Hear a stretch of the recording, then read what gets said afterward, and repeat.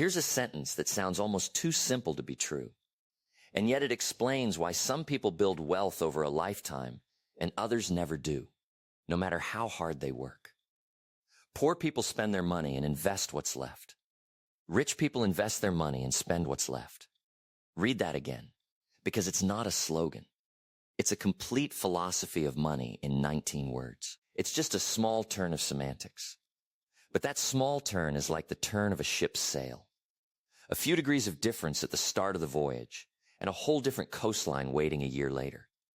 One direction lands you somewhere good, somewhere you actually chose. The other direction lands you in a place of average, mundane, getting by. A place you never really decided to go. You just drifted into it while you were busy living your life. Jim Rohn spent decades teaching this idea to rooms full of people who thought they already understood money. Most of them didn't. Not because they weren't smart. Not because they didn't work hard. Some of the hardest working people he ever met were also the ones furthest from financial peace. They'd simply never had the philosophy explained to them in a way that stuck. In a way they could actually use on a Tuesday afternoon when the paycheck hits the account and 100 small decisions are waiting. Here's a story he told often, because it cuts straight to the heart of the matter. A teacher once told him, "You mustn't promise people that a little investment every month can build them a fortune. People are overloaded already. They're spending everything they make. Their standard of living is right up there at the edge." And Rohn said, "That's exactly where it begins." So he asked her a question. "Could we find someone, not far from here, who makes $2,000 a month?" "Easily," she said. "No problem at all. What would that family tell you it takes to pay all the bills and just keep their head above water?" "2,000, she said, without much thought. "Now," he asked, "could we find somebody nearby who makes $2,500 a month instead? Maybe a husband and wife both working, combined income. $500 more every month. What would that family say it takes to pay the bills and keep their head above water?" And she answered again, almost instantly, $2,500. So he asked her the question that changes everything. The question most people never get asked in their entire lives.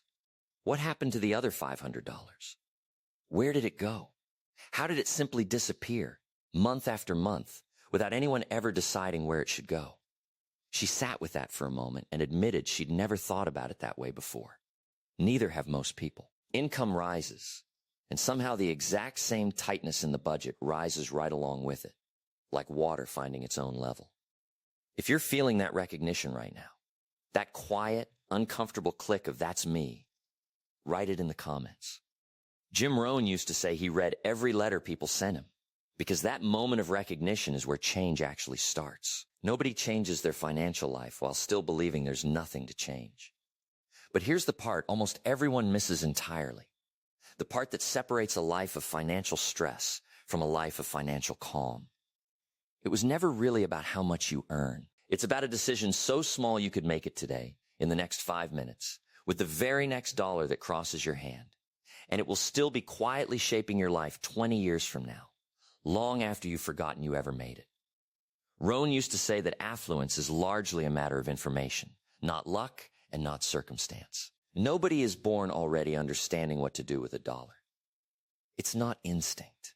It's not something that arrives automatically with age or effort, no matter how many hours you put in at the job. It has to be taught, the same way arithmetic has to be taught. And most people simply never receive the lesson. They receive plenty of lessons about how to earn a dollar. Almost nobody sat them down and taught them what to do with it once it arrived.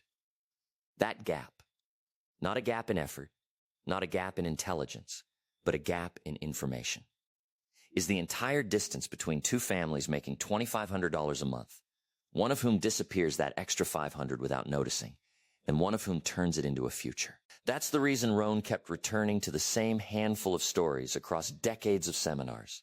The $2,000 family, the boy with the soda bottle, the 10-year-old at the register. Not because he ran short of material, because these small, ordinary scenes carried the whole philosophy inside them. And a philosophy has to be repeated, turned over, and looked at from a few different angles before it actually settles into the way a person lives. Information alone rarely changes behavior. Information, told as a story you can picture and remember on your own worst money day, has a much better chance. The money is always there. Even for the poorest of the poor, it's there, either to spend or to invest. The difference was never the economy. It wasn't the job market, the interest rates, or the price of gas. It's philosophy.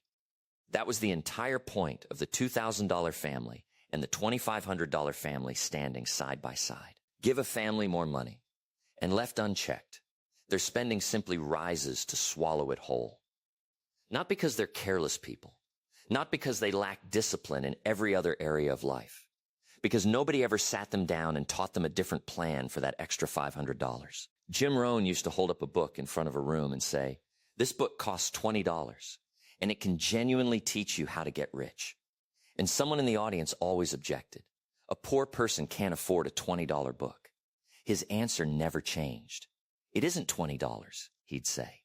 "It's 7 Coca-Colas. Everybody has the money. The real question was never, do you have it? The real question was always, what do you spend it on?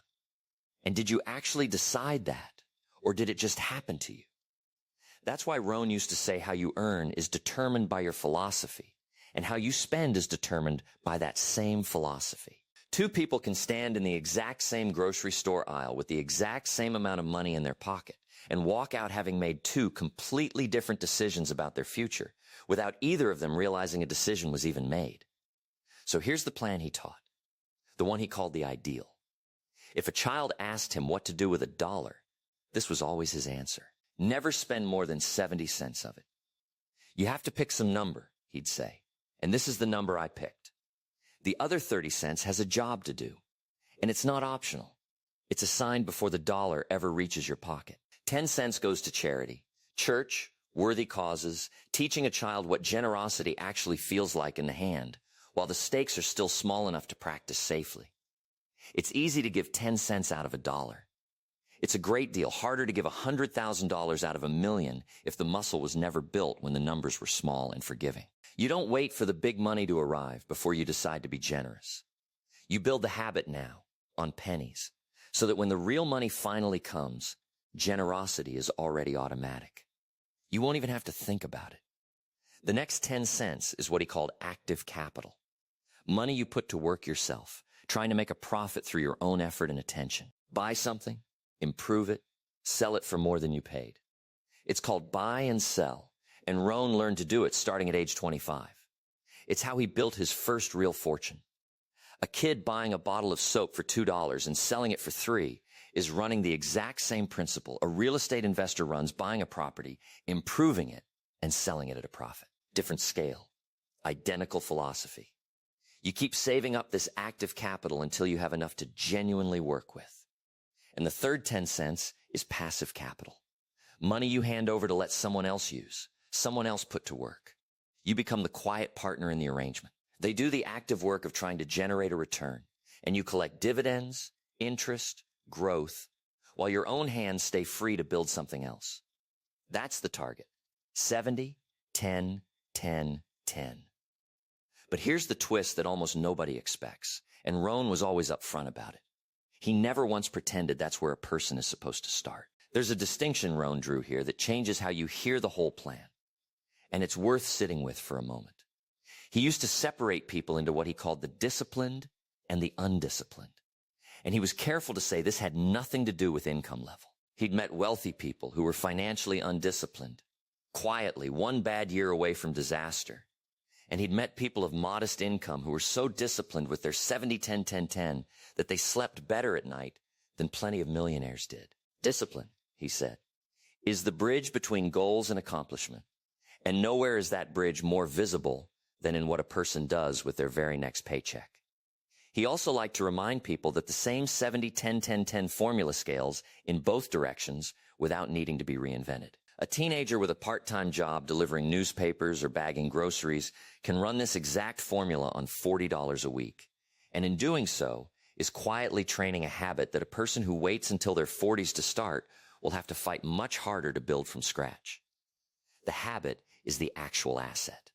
The dollar amount attached to it in the early years is almost beside the point. He'd often add a small caution here. because he'd watched plenty of well-meaning people misunderstand the formula the moment real life got complicated.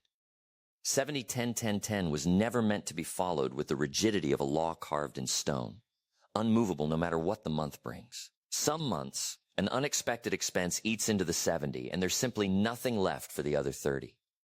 That's not failure, and it's not a reason to abandon the whole plan out of frustration. It's a signal to adjust the following month, to protect the discipline even when a single month couldn't fully honor it. The plan bends. It's not supposed to break the person trying to follow it. The section closes on an unexpected fact worth sitting with. Most people who eventually reached 70-10-10-10 didn't start there either. They started somewhere far worse, and the story of how they crossed that distance is actually more useful than the destination itself. Because for most people listening to this, 70-10-10-10 isn't today's reality, and pretending otherwise would be dishonest. Maybe the honest number right now is 97% going straight to living expenses, and 1 scattered across everything else. You're caught. You're obligated. There's no dramatic escape hatch this particular month, and anyone who tells you there is one is selling you something. Rohn's answer to that reality was never shame. It was a game plan, and the distinction matters enormously. He put it this way, in a sentence his own mentor once handed him that reorganized his entire thinking. It's not the amount that counts. It's the plan that counts. Early in his life, Rohn told that mentor, Mr. Shoaff, if I had more money, I'd have a better plan. And Shoaff corrected him on the spot. No. If you had a better plan, you'd have more money. That single sentence rearranged the order of operations in his head permanently. The plan comes first. The money follows the plan.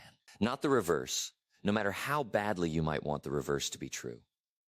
So if 97, 1, 1, 1 is where you honestly are, that's simply where you start, without apology and without pretending you're somewhere else. The project immediately becomes driving that 97 number down, even a percentage point at a time, while the other 3 numbers slowly, almost imperceptibly climb. That process becomes something almost nobody expects it to become. A genuinely exciting game. Measuring progress, watching numbers shift even slightly in your favor month over month, is one of the most quietly motivating experiences available to a human being, and Rohn talked about this often. That momentum, once it starts, has a psychology all its own. Rohn taught this exact system to a woman named Sarah Alfaro in Mexico. She went on to teach it to the people she was responsible for over the following 10 years. Some of them are now doing extremely well. Homes, cars, financial breathing room they never had before. Not because their income changed overnight in some dramatic windfall, because their philosophy changed first, and the income eventually organized itself around the new philosophy. There's a companion idea Rohn returned to constantly alongside this one, and it belongs here because it explains why the plan works at all. Work harder on yourself than you work on your job. Your income, he'd say, rarely exceeds your own personal development, because income is mostly a result, and results are downstream of who you're becoming. A person who reads, who studies, who sits in seminars taking notes on their own life, the way they'd take notes for a college exam, that person's capacity grows, and their capacity to earn grows right along with it. The 70-10-10-10-10 plan only works because the person running it is also quietly becoming someone capable of running it well. He'd often illustrate this with a simple comparison. Give a disciplined person a small amount of money, and within a few years, it tends to grow, because the philosophy behind it is sound, and the habits protecting it are strong. Give an undisciplined person a large amount of money, a settlement, an inheritance, a lucky windfall, and it tends to shrink, sometimes with startling speed, because no philosophy was ever built to hold it. This is why Rohn insisted the plan has to be practiced on today's income, however small, rather than saved for some future income that feels more worthy of the effort. The philosophy is the actual asset. The money is simply what the philosophy eventually attracts and, more importantly, keeps. Rohn liked to describe this movement from 97-1-1-1 towards 70-10-10-10 using the image of seasons, an idea he returned to constantly across every seminar he ever gave. There is a time to plant and a time to harvest, and the two are never the same season. Most people want to harvest in the season meant for planting. They want the ease and comfort of 70-10-10-10 while they're still living through the 97-1-1-1 season of their financial life. And when the harvest doesn't come on schedule, they conclude the whole plan doesn't work. But nature doesn't rush a season, and neither does a financial plan. The person still living at 97% for expenses isn't failing. They're planting. The visible results, if the discipline holds, show up in a different season entirely, often one that looks nothing like the season in which the seeds went into the ground. And here's something that reframes the whole conversation for anyone who thinks this only matters for people with money problems. Once you understand the target and start moving toward it deliberately, the numbers themselves eventually change again, sometimes in ways you couldn't have predicted from where you're standing today. If you'd like this kind of thinking to keep landing in your life, like this video, and share it with someone who needs to hear it too. Because somebody in your life is still stuck at 97, 1, 1, 1, quietly assuming that's just how life is, and doesn't yet know a different way exists. Here's where Rohn's teaching goes somewhere most financial advice never bothers to travel. Because once you actually get into serious money, the 70-10-10-10 ratio has to flip almost entirely. And very few people prepare for that shift because they never expected to need it. Rohn said it plainly about his own life. He didn't spend more than 10% of his own income. 10%. You can imagine what the other three numbers looked like by comparison once he'd walked the road all the way through. So the plan was never meant to be static. You start wherever you honestly are. You work steadily toward the ideal. And once money genuinely begins flowing in your favor, you rearrange the plan again from scratch. At a certain income, spending 70% wouldn't just be unwise. Rohn called it obscene, and he meant it. But notice something important buried inside all of this, something that changes how you hear everything else in this philosophy. None of it is written into law anywhere. There's no legal requirement that you have a financial plan. There's no statute anywhere demanding you avoid a heart attack, either.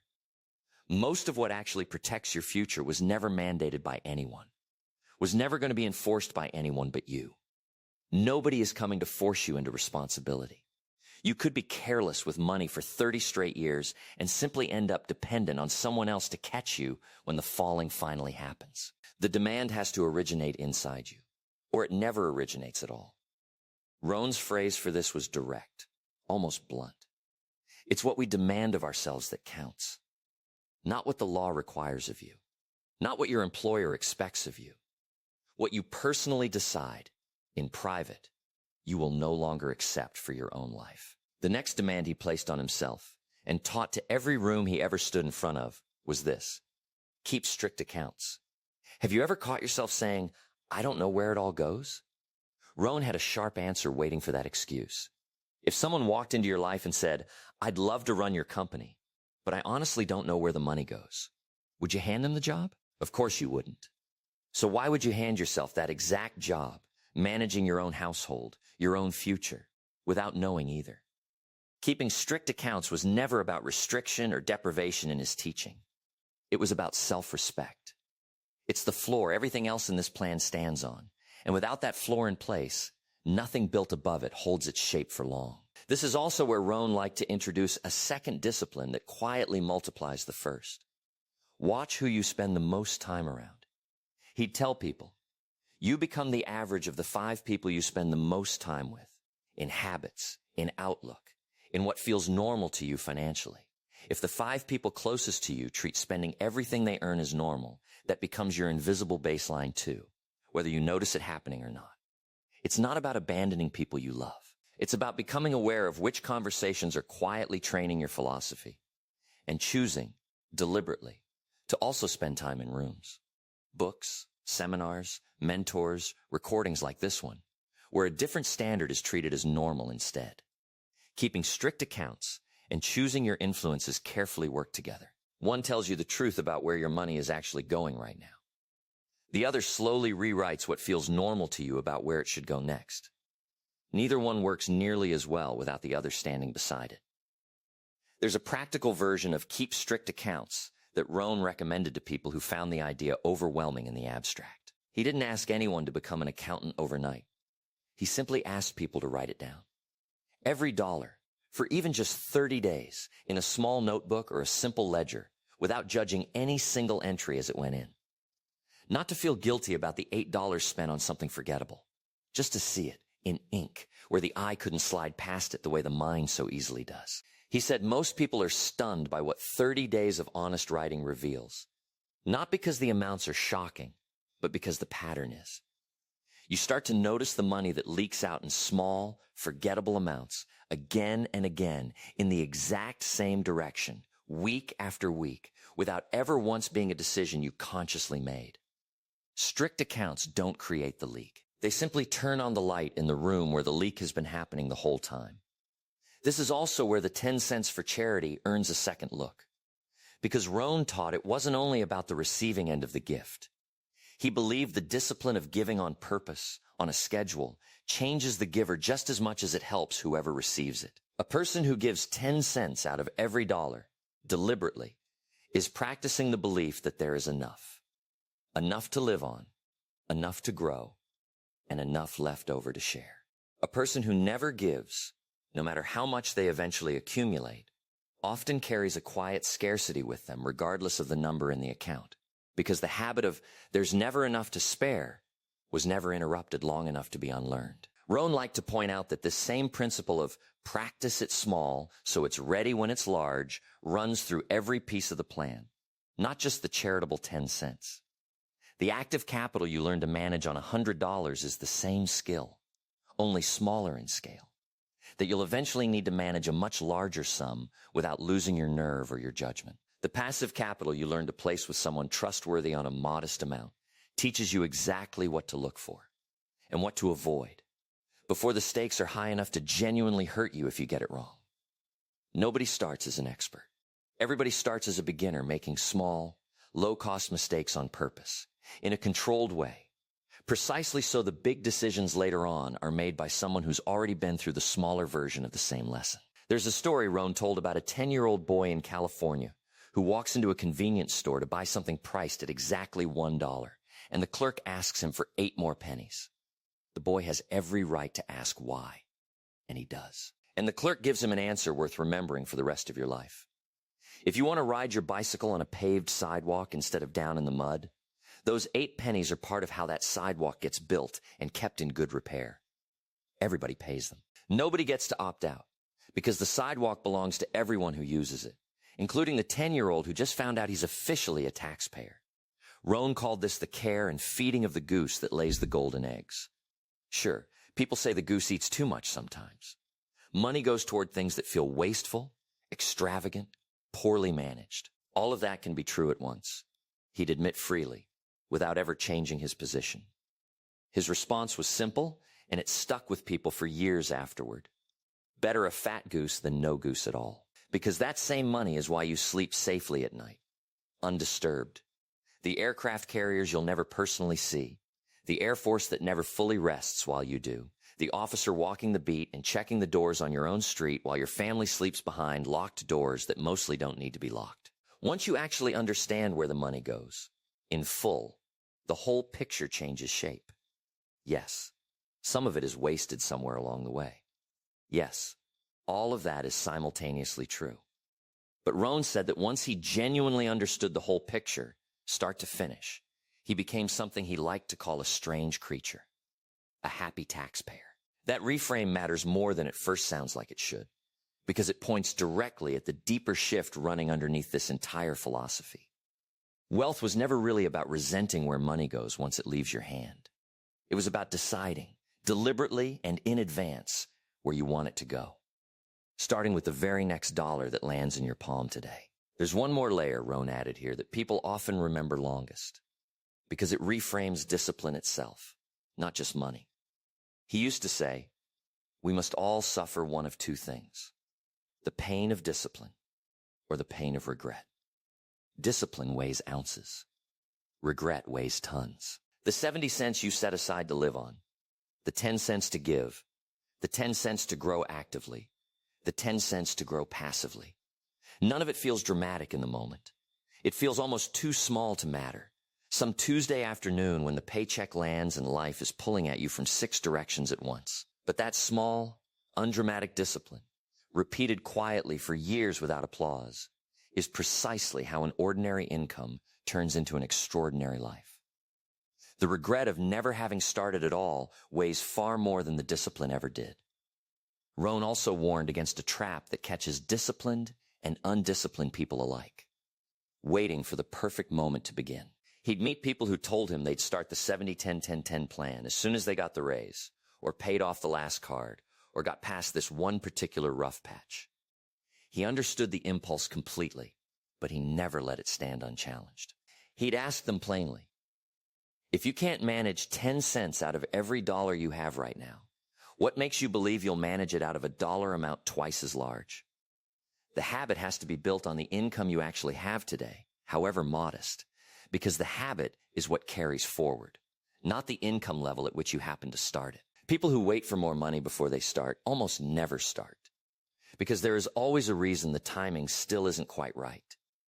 The plan works because it starts now, on today's dollar, not on some improved future dollar that may or may not ever show up on schedule. There's a final piece to the goose story worth adding here, because Rohn used it to answer the objection he heard most often, that a person's individual contribution is too small to matter, so why bother being disciplined about 8 pennies or 10 cents at all? His answer was that civilization itself is built entirely out of individually small contributions, repeated by enormous numbers of people over long stretches of time.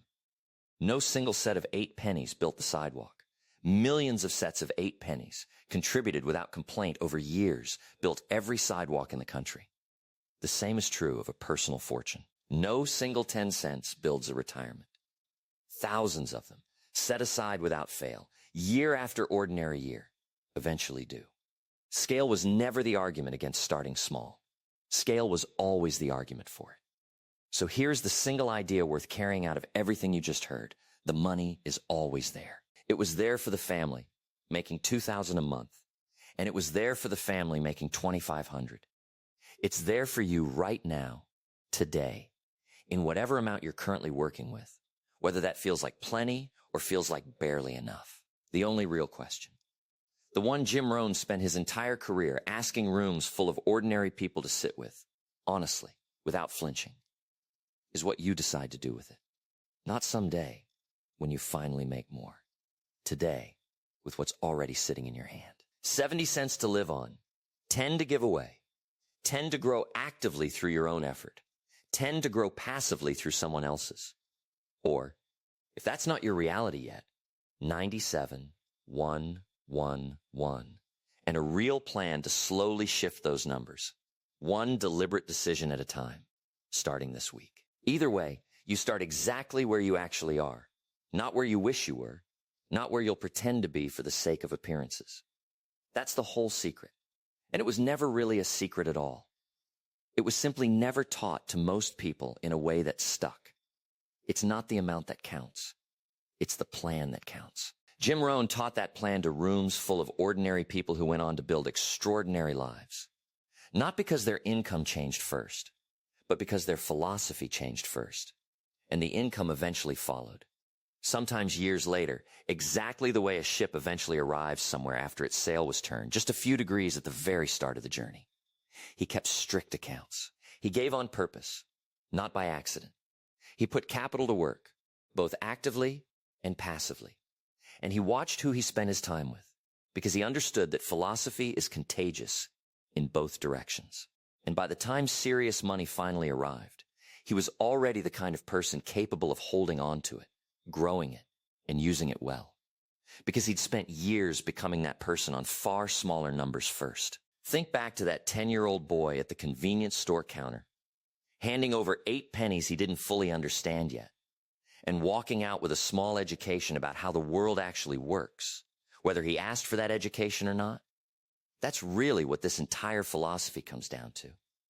Money is always teaching you something, whether or not you're paying attention to the lesson. It taught the family at $2,500 a month that $500 can vanish without a single decision ever being made about it. It taught Rohn, at 25 years old, that a bottle of soap bought for $2 and sold for $3 was the seed of an entirely different life than the one he'd been living. And it can teach you, starting with whatever is sitting in your account today, that the size of the number was never really the point. The plan was always the point. The philosophy was always the point. Everything else, the 70 cents, the 3 groups of 10, the 90 cents that slowly becomes 70 over years of patient, undramatic effort, was simply the plan doing, quietly and reliably, exactly what a good plan is supposed to do. If any part of this changed the way you think about the dollar sitting in your own pocket right now, that's the entire point of everything you just listened to. And if you'd like more of this kind of thinking finding its way into your life, subscribe to the channel and turn on notifications so the next lesson arrives exactly when you're ready for it.